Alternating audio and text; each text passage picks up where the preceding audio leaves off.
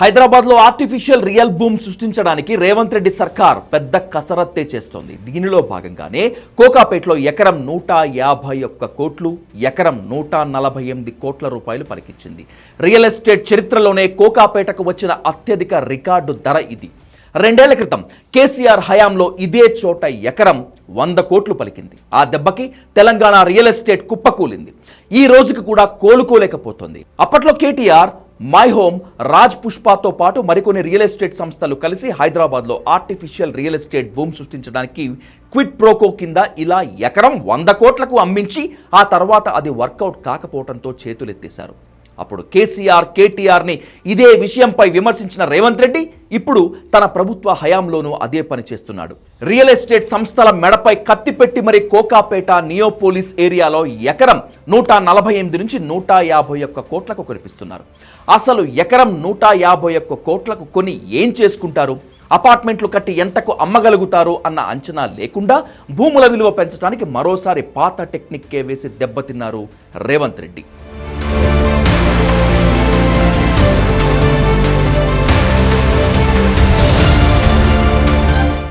అధికారంలో ఉన్నప్పుడు కేసీఆర్లో my home, Raj పుష్పతో పాటు మరికొన్ని రియల్ ఎస్టేట్ సంస్థలతో లోపాయకారిగా అవగాహన కుదుర్చుకొని వేలంపాటలో కోకాపేట, నియోపోలిస్ భూములు ఎకరం 100 కోట్ల రూపాయలకు కొనేటట్లు ప్లాన్ చేశారు. రాజ్ పుష్ప, మై హోమ్తో పాటు మరికొన్ని సంస్థలు ప్రభుత్వ ఆక్షన్లో భూములు కొన్నాయి. ఆ తర్వాత ఆ భూములకు చుట్టూ ఉన్న మిగిలిన ప్రైవేట్ భూములకు కూడా రేట్లు ఆటోమేటిక్గా పెంచేశారు. రియల్టర్లు ఎగబడి కొనేశారు. ఆ తర్వాత రియల్ ఎస్టేట్ ఢమాల్ అని పడిపోయింది. ఇప్పుడు మళ్ళీ రేవంత్ రెడ్డి కూడా అదే టెక్నిక్ ప్రదర్శించాడు. చిత్రమైన విషయం ఏమిటంటే అప్పుడు భూములు వేలం పాడిన మై హోమ్, రాజ్ పుష్ప ఇప్పుడెందుకు వేలంలో పాల్గొనలేదో ఎవరికీ అర్థం కావటం లేదు. ఇప్పుడు కోకాపేట, నియోపోలిస్ ప్రాంతాల్లో తాజా వేలంలో MSN అర్చనా వెంచర్స్, గోద్రేజ్ సంస్థలు ఎకరం భూమి 148 నుంచి 151 కోట్లకి దక్కించుకున్నాయి. నిజానికి ఇలా ఎకరం 151 కోట్లకు కొని అక్కడ ఏ రకంగానూ రియల్ ఎస్టేట్ వ్యాపారం చేయలేరు. కాకపోతే ప్రభుత్వం, కొంతమంది ప్రైవేట్ రియల్ ఎస్టేట్ బిల్డర్లు కలిసి చేస్తున్న మాయాజాలం ఇది. ప్రభుత్వ భూమి ఎకరం 150 కోట్లకు అమ్మితే ఇక చుట్టుపక్కల భూములన్నీ రేట్లు ఆటోమేటిక్గా పెరిగిపోతాయి. ప్రభుత్వం వద్ద ఎకరం 151 కోట్లకు అధిక రేటు ఇచ్చి కొన్న రియల్ ఎస్టేట్ సంస్థలకు వేరే మార్గంలో, వేరే వ్యాపారాల్లో వాళ్లకు లాభం చేకూరుస్తున్నారు.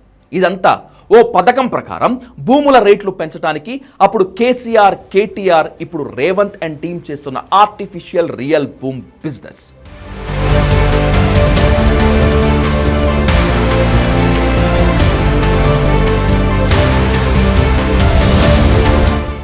$151 కోట్లకు ఎకరం భూమి కొని అందులో 65 ఫ్లోర్లు కట్టడానికి అనుమతి తీసుకొని కట్టినా సరే స్క్వేర్ ఫీట్ 15,000 రూపాయలు అమ్మాల్సిందే.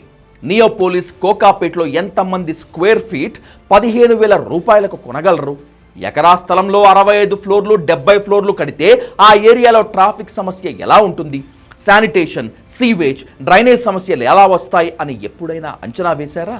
లేని రియల్ భూమిని సృష్టించి అక్కడ ఎకరం 150 కోట్లకు అమ్ముతున్నామనే భ్రమలు కలిగిస్తున్నారు తప్ప నిజానికి అక్కడంత సీన్ లేదు. ఎక్కడో 150 కోట్లకు కొని స్క్వేర్ ఫీట్ ఎవరు తక్కువ రేటుకి ఇవ్వలేరు. దీంతో సామాన్యులకు అందుబాటులోకి లేకుండా పోయింది మార్కెట్. అంతేకాదు వీళ్ళు 15,000 రూపాయలకు అమ్ముతున్నారని చుట్టుపక్కల బిల్డర్లు కూడా స్క్వేర్ ఫీట్ 17,000 రూపాయలు పెట్టేశారు. దీంతో జనం భయపడి అసలు అపార్ట్మెంట్లు కొనాలనే ఆలోచనకే దూరం అయిపోయారు. ఆ రకంగా హైదరాబాద్లో రియల్ ఎస్టేట్ దెబ్బతిన్నది.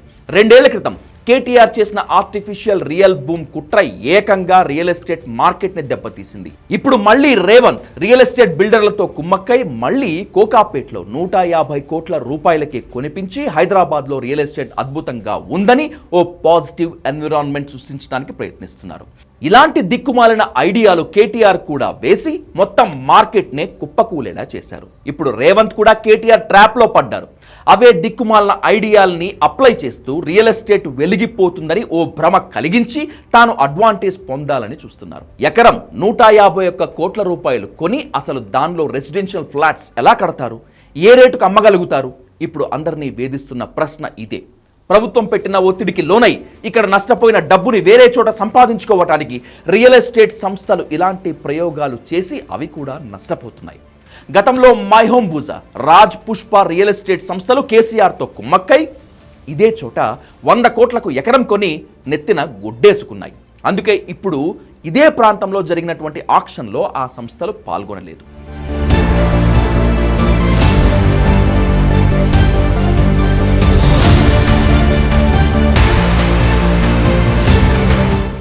రెండు మూడేళ్లుగా హైదరాబాద్ రియల్ ఎస్టేట్ పూర్తిగా కుప్పకూలిపోయింది, కునారెళ్లిపోయింది. అవసరం లేకున్నా అదనంగా 1,50,000 అపార్ట్మెంట్లు కట్టి వాటిని జనం కొనక నష్టాలు వచ్చి బిల్డర్లు సూసైడ్లకు సిద్ధమైపోయారు. ఎక్కడైనా సరే ఓ స్క్వేర్ ఫీట్ నిర్మాణానికి అయ్యే ఖర్చు 3,000 రూపాయల కన్నా మించదు. అలాంటిది ఎస్ఎఫ్టీ 15,000 రూపాయల నుంచి 20,000 రూపాయల వరకు ఎందుకు అమ్మాల్సి వస్తోంది? అందుకే జనం అపార్ట్మెంట్లు కొనడం మానేశారు. హైదరాబాద్లో 1,50,000 అపార్ట్మెంట్లు ఖాళీగా పడున్నాయి. లీడర్లు, రియల్ ఎస్టేట్ బిల్డర్లు కుమ్మక్కై భూముల రేట్లు పెంచేసి ఇష్టానుసారంగా అపార్ట్మెంట్ల రేట్లు నిర్ణయించి వాటిని అమ్మాలని ప్రయత్నించడం వల్లే ఈరోజు రియల్ ఎస్టేట్ కుప్పకూలిపోయింది. ఇది తిరిగి ఎప్పుడు లేస్తుందో కూడా చెప్పలేని పరిస్థితి. సామాన్యుడు ఎవడో హైదరాబాద్లో ఇల్లు కొనే పరిస్థితి లేదు. విశ్వనగరం, గ్లోబల్ సమ్మిట్ ఇలాంటి పడికట్టు పదాలతో హైదరాబాద్ బ్రాండ్ పెంచాలని చూస్తున్నారు. కానీ అసలు ఇక్కడ సామాన్యుడు బతకగలడా లేదా అనేది ఏ పార్టీ ఆలోచించడం లేదు. కేవలం రియల్ ఎస్టేట్ బిల్డర్స్ కోసమే అప్పుడు టీఆర్ఎస్, ఇప్పుడు కాంగ్రెస్ గవర్నమెంట్లు పనిచేస్తున్నాయి.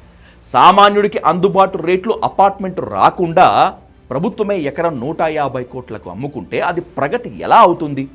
ఎకరం 150 కోట్లకు అమ్మితే అది నిజమైన అభివృద్ధి? రేవంత్ సర్కార్ ఆలోచించుకోవాలి. అసలు రియల్ ఎస్టేట్ గ్రోత్ నిజమైన అభివృద్ధి అని ఎలా అనుకుంటున్నారు? ఇప్పుడు హైదరాబాద్లో ఉన్నది ఆర్టిఫిషియల్ రియల్ ఎస్టేట్ భూమి. దీనివల్ల సామాన్యులు నష్టపోతారు, బిల్డర్లు నష్టపోతారు. కేవలం పొలిటికల్ లీడర్లు మాత్రమే బాగుపడతారు.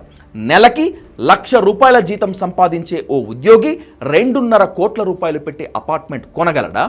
ప్రభుత్వమే దగ్గరుండి బిల్డర్ల చేత ఎక్కువ రేట్లకు భూమిని కొనిపించి అపార్ట్మెంట్లు కట్టించి ఎస్ఎఫ్టీ 15,000 రూపాయలకు పైగా రేట్లతో అమ్మిస్తే సామాన్యులు ఎలా బతుకుతారు?